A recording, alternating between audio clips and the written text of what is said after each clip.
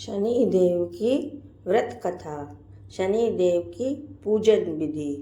सर्वप्रथम शरीर की शुद्धि हेतु अंजलि में जल लेकर कहें, हे अंजलि जल, आप गंगा जल बन जाएं तथा मेरे तन को पवित्र करें और फिर उसे अपने ऊपर छिड़क लें। इसके बाद गणेश जी का सुमिरन करें और उन्हें प्रणाम करें। इसके बाद दाहिनी हथेली में पान, सुपारी, अक्षत, तिल, गंगाजल, द्रव्य, फल, फूल, बिल्वपत्र और चंदन लेकर इस प्रकार उच्चारण करें, हे शनिदेव, मैं कलयुग वासी हूँ। पृथ्वी लोक में मेरा वास है। मेरा अमुक नगर है, अमुक मास है, अमुक पक्ष है, अमुक तिथि और अमुक नक्षत्र है। आप मेरे समस्त कष्टों को नष्ट करें, मैं आपका संकल्प करता हूँ। इसके पश्चात हथेली की वस्तु शनिदेव के सिंहासन पर समर्पित कर दें। इसके बाद गंगा जल या साधारण जल से शनिदेव की मूर्ति को स्नान करावें। इसके पश्चात अक्षत, तिल, बिल्वपत्र, पुष्प, चंदन तथा पुष्पांजलि श्रद्धापूर्वक समर्पित करें। ऐसा कहकर हाथ जोड़कर क्षमा प्रार्थना करें। हे शनि, आप सूर्य के पुत्र हैं तथा यमराज के भाई हैं। आप ही मेरे आधार हैं। मैं कर्महीन हूँ, क्रियाहीन हूँ। आप मेरी भक्ति को स्वीकार करें तथा मेरी भूल को क्षमा करें। मैं बारंबार नमस्कार करता हूँ। शनिदेव कथा प्रारंभ। दोहा। आज्ञा दी गुरुदेव ने, दीना शीश झुकाए। कथा कहूँ शनिदेव की, भाषा सरल बनाए। सर्वप्रथम श्री सरस्वती को सुमिरन करके, गणपति जी को नमस्कार करके तथा अपने गुरुदेव के चरणों में माथा नवाकर मैं श्री शनिदेव जी की कथा प्रारंभ करता हूँ। ये शनिदेव जो मनोवांछित कार्यों को सफल बनाने वाले हैं तथा जिन्हें सकल नर नारी और 33 कोटि देवी देवता, योगीश्वर, मुनीश्वर ध्याते हैं, वही देवी मेरी त्रुटियों को क्षमा करें और मुझे अपनी शरण में लें। मेरे मन में आपके प्रति अगाध प्रेम है। यह बात सर्वविदित है कि जो लोग शनिदेव को ध्यान करते हैं उनके सकल मनोरथ सफल होते हैं तथा ऐसा देव को भूल जाता है वह इस संसार में महान दुख पाता हुआ नरकगामी होता है और अगले जन्म में पशु की योनि में जाता है। जो कथा मैं तन मन से कहने जा रहा हूँ उसे आप भी सच्चे मन से ग्रहण करें। एक बार संसार में चहु ओर पूजे जाने वाले नवग्रह एक स्थान पर एकत्रित हुए, परस्पर विविध प्रकार से वार्तालाप करने लगे। जब बात घूमती हुई उस स्थान पर आ पहुंची कि हम 9 ग्रहों में सबसे बड़ा और सर्वाधिक पूजनीय कौन देव है, तो प्रत्येक ग्रह देवता स्वयं को बड़ा कहने लगा। इस बात पर जब बहुत देर तक वाद विवाद होता रहा और कोई निर्णय नहीं हो सका, तो यह तय हुआ कि चलकर इंद्र से उसका निर्णय कराना चाहिए। अतः वह 9 के 9 ग्रह इंद्रदेव के समक्ष उपस्थित हुए। उन सब की बातें सुनकर इंद्रदेव भी सोच में पड़ गए, किसे छोटा कहूँ और किसे बड़ा, किसकी श्रद्धा के पात्र बने और किसके क्रोध के भाजन। अंत में सोच समझकर निर्णय करते हुए वह बोले, मैं अल्प बुद्धि इस बात का निर्णय करने में असमर्थ हूँ। मुझे तो आप सभी बड़े नजर आते हैं और मैं सभी का आदर सम्मान सभाव से करता हूँ। इस पर नवग्रह संतुष्ट नहीं हुए और हट करने लगे कि इसका निर्णय आपको अवश्य करना चाहिए। तब देवराज बोले, आप लोग मृत्युलोक में जाइए। वहाँ एक अत्यंत न्यायप्रिय राजा विक्रमादित्य राज्य करता है। आप उनके पास जाइए, वह अवश्य आपके विवादों का कोई ना कोई उचित निर्णय कर देंगे। इंद्र से निराश होकर नवग्रह मृत्युलोक में जाने को तत्पर हो गए। देवराज इंद्र ने जब उन्हें वहां जाते देखा तो प्रसन्न होकर चैन की सांस ली। इस धर्म संकट से निकलना उनके लिए सचमुच ही कितना दुष्कर था, पर उन्होंने अपनी चतुराई से अपने ऊपर आए संकट को राजा विक्रमादित्य पर टाल दिया। उज्जैन नगरी की उन दिनों समस्त भारत में धाक थी। एक तो महाराजा विक्रमादित्य के दरबार में बड़े बड़े ज्ञानवान लोग का सम्मेलन होता रहता था।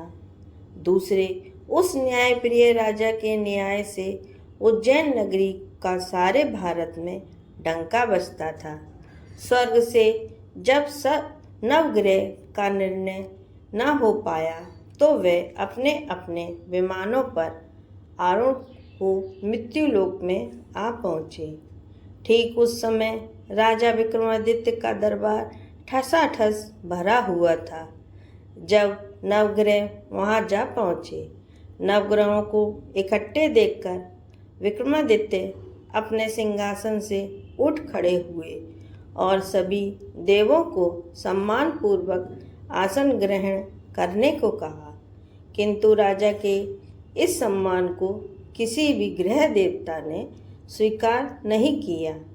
तब विक्रमादित्य ने प्रश्नवाचक दृष्टि से उनकी ओर देखा तो बृहस्पति देव ने आगे बढ़कर दृढ़ स्वर में कहा, हे राजन, हम यहाँ पर तब तक आसन ग्रहण नहीं करेंगे जब तक कि आप हमारा यह निर्णय नहीं करेंगे कि हम लोगों में से सबसे बड़ा कौन है। राजा अपने ऊपर आए इस धर्म संकट को देखकर पल भर को तो घबरा गया, किंतु शीघ्र ही उसने स्वयं को संभाला। उसने अपने मन में एक युक्ति सोच ली। दरबार में छोटे छोटे आसनों की एक पंक्ति प्रवेश द्वार पर चली गई थी। राजा ने उन लोगों से कहा कि आप यहाँ पर आसन ग्रहण कीजिए और मैं सोचकर अभी अपना निर्णय करता हूँ। यह कहकर राजा अपने सिंहासन पर बैठ गया। सिंहासन के निकट ही जो आसन पड़ा था उस पर भागकर बृहस्पति देव जा बैठे। उनके अगले आसन पर सूर्यदेव जा बैठे। सूर्य के निकट ही चंद्रमा और फिर इसी क्रम से बुध, मंगल, राहु, केतु इत्यादि ने भी अपना अपना आसन ग्रहण कर लिया। पंक्ति में 8वें थे भार्गव, किंतु उन्हें भी संतोष न था। उनके बाद शनिश्चर बैठेंगे, किंतु आसन प्रवेश द्वार के समीप होने के कारण और सबसे अंत में होने के कारण शनिदेव उस पर नहीं बैठे। राजा विक्रमादित्य ने सोचा था कि यह जो ग्रह उस अंतिम आसन पर बैठेंगे वह उसी को विनय और दयाशीलता के आधार पर बड़ा कह देंगे, पर वहाँ तो बात ही दूसरी हो गई। शनिदेव अति क्रोधी और विकट स्वभाव के देवता हैं। जब वे नहीं बैठे तो 8वां ग्रह खिलखिलाकर हंस पड़े। अपना इस प्रकार से अपमान होते देखकर शनिदेव की आंखें क्रोध से लाल हो गईं और भ्रुकुटी तन गई। क्रोध से कांपते हुए बोले, हे राजन, मुझसे बैर लेकर तुमने अच्छा नहीं किया। क्या समझकर तुमने मुझे इस प्रकार से अपमानित करना चाहा? और क्यों मुझे आखिर में बिठाना चाहा था? चंद्रमा ग्रह का प्रभाव 2.25 दिन रहता है और सूर्य, शुक्र और बुध का प्रभाव केवल आधा मास, सोम और मंगल 2 मास और गुरु 13 मास, राहु और केतु 18 मास रहते हैं, जबकि मैं 7.5 वर्ष तक रहता हूँ।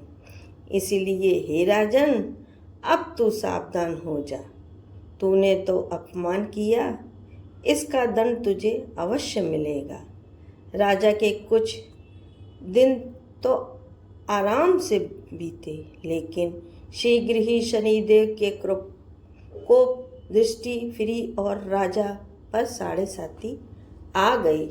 उन्हीं दिनों एक व्यापारी कुछ घोड़े बेचने आए उज्जैन नगरी से आया। सुंदर सुंदर घोड़े देखकर राजा का जी ललचा गया। राजा उन्हें खरीदने का आदेश दिया। घोड़ों में एक घोड़ा भंवर नाम का था। राजा उस पर चढ़कर देखने लगा। कुछ देर तक तो घोड़ा राजा को लिए वहीं घूमता रहा, लेकिन फिर सहसा भाग खड़ा हुआ। राजा को बड़ा अचंभा हुआ। घोड़ा एक भयानक जंगल में राजा को पटक कर अंतर्ध्यान हो गया। राजा अकेला उस वीरान जंगल में भटकने लगा। साय के समय जब उसे प्यास बहुत सताने लगी तो वह जोर जोर से चीखने लगा। उधर एक पगडंडी से एक ग्वाला अपने गांव को जा रहा था। वह राजा की आवाज़ सुनकर रुक गया। राजा उसके पास गया। ग्वाले ने उसकी व्यथा जानकर उसे निकट वहीं नदी पर ले जाकर पानी पिलाया। पानी पीने के बाद राजा स्वस्थ हो गया और प्रसन्न होकर उसने ग्वाले को अपने हाथ की अंगूठी उतारकर दे दी और उससे कहा कि मैं उज्जैन का रहने वाला हूँ, यहाँ रास्ता भटक गया हूँ, तुम मुझे रास्ता दिखाओ। तो ग्वाला उसे अपने साथ गांव में लाया। वहाँ एक मिष्ठान की दुकान पर राजा ने मिठाई खाकर भूख मिटाई और दुकानदार को भी एक अंगूठी उतार कर दे दी। दुकानदार के पूछे जाने पर उसने उससे भी यही कहा कि वह उज्जैन नगरी का रहने वाला है और उसका नाम बोना है। फिर वह दुकान के बंद होने तक वहीं बैठा दुकानदार से बातें करता रहा। उस दिन दुकानदार की बिक्री बहुत हो गई। उसने सोचा, यह भाग्यवान पुरुष है जो इसके आने से आज मेरी इतनी बिक्री हुई है। इसीलिए रात होने पर वह उससे बोला कि वह उसके साथ उसके घर चले और उसके साथ ही भोजन भी करे। राजा मान गया। जब वे दोनों घर पर पहुंचे तो दुकानदार की पत्नी ने उनका बड़ा स्वागत सत्कार किया और अतिथि के लिए विशेष रूप से भोजन तैयार किया। भोजन करते समय एक अद्भुत घटना घटी। जहाँ राजा भोजन कर रहा था वहीं सामने की दीवार पर सोने का एक सत लड़ा हार टंगा हुआ था। उसके पीछे एक चित्र था। सहसा ही वह हार वहाँ से अदृश्य हो गया। दुकानदार के यहाँ एक बांधी थी। उसने जाकर घर की मालकिन से कहा कि वहाँ खूंटी पर हार नहीं है। जब बात दुकानदार तक पहुँची तो उसने राजा से पूछा। राजा बोला, मुझे तो नहीं मालूम, तुम्हारे और मेरे अतिरिक्त तो यहाँ कोई था ही नहीं। सच सच बताओ, हार कहाँ है? मुझे नहीं मालूम। राजा फिर बोला, मेरे पास कोई हार नहीं है। जब कोई निर्णय नहीं हो सका तो दुकानदार राजा को उस नगर के राजा के पास ले गया। उस नगर के राजा ने जब विक्रमादित्य की भोली भाली सूरत देखी तो बोला, यह व्यक्ति कभी भी चोर नहीं कर सकता। और यह कहकर उसने विक्रमादित्य को छोड़ दिया। विक्रमादित्य जब उस नगर में यूं ही इधर उधर घूम रहा था तब उस नगर के एक तेली ने उससे कहा कि वह उसके यहाँ काम कर ले तो उसे वह रहने का स्थान और खाने की सामग्री भी देगा। राजा मान गया और तेली उसे अपने घर ले गया। वहाँ सारा दिन राजा धाड़ी पर बैठा उसके बैलों को हाँकता रहता और तेली बाजार में तेल बेच आता। जब वर्षा ऋतु आई और मूसलाधार वर्षा होने लगी, तब धाड़ी पर बैठे हुए विक्रमादित्य ने मौज में आकर ऊंचे ऊंचे स्वर से राग आलापना आरंभ कर दिया। निकट ही उस नगर के राजा का राजमहल था। वहाँ खिड़की पर बैठी राजकुमारी ने जब राजा का मधुर स्वर गीत सुना तो वह अपना दिल हार बैठी। उसने बांदी को पता करने के लिए भेजा। बांदी वहाँ राजा को गाते हुए देखकर लौटी तो राजकुमारी से बोली कि वहाँ पर तो कोई अति सुकुमार नव युवक बैठा मस्ती में आंखें बंद किए गा रहा है। राजकुमारी ने सुना तो उसने अन्न जल का त्याग कर दिया। रात तक जब उसने कुछ नहीं खाया तो रानी ने आकर उसे समझाया, पर वह बोली कि वह तो उस गाने वाले से ही शादी करेगी। रानी ने जाकर राजा से कहा कि राजकुमारी एक तेली पर मोहित हो गई है और उससे ब्याह रचाना चाहती है। राजा ने सुना तो बहुत क्रोध हुआ। उसने तेली के घर से विक्रमादित्य को बुलाया और उसके हाथ काटकर जंगल में फिकवा दिया। जब बात राजकुमारी को पता चली तो वह और भी अपनी बात पर दृढ़ हो गई। बोली, मैंने तो अब उसी को वर लिया है, वह चाहे कैसा भी हो उसी से विवाह करूंगी। बेटी की हट देखकर लाचार हो राजा ने दोबारा विक्रमादित्य को नगर में बुलाया और उससे राजकुमारी का मामूली ढंग से विवाह संपन्न कराया और एक साधारण मकान में दोनों को बसा दिया। दोनों वहीं रहने लगे। एक दिन जब विक्रमादित्य सोया था तो स्वप्न में उसे शनिदेव नजर आए। विक्रमादित्य ने उनके सामने नमस्कार किया और क्षमा याचना की। शनिदेव ने उसे आशीर्वाद दिया और बोले, अब तुम्हारी 7.5 खत्म हो गई। राजा बोला, मुझसे जो गलती हुई उसके लिए मुझे क्षमा कर दीजिए। शनिदेव ने मुस्कुराकर उसे आशीर्वाद दिया और राजा के दोनों बाजू पुनः पहले जैसे हो गए। राजा ने अपनी पत्नी राजकुमारी को रात में जगाया नहीं। वह रात को उसके गले में अपनी बाहें डालकर सो गया। सुबह राजकुमारी की आंख खुली तो उसने अपनी गर्दन में बाहें पड़ी देखी तो वह चौंक कर उठ बैठी, लेकिन शीघ्र ही विक्रमादित्य ने जगाकर उसको सब बातों से अवगत कराया। जब वहाँ के राजा को इस बात मालूम हुई तो वह भागा भागा आया और उस अपंग को फिर से स्वस्थ देखकर चकित रह गया।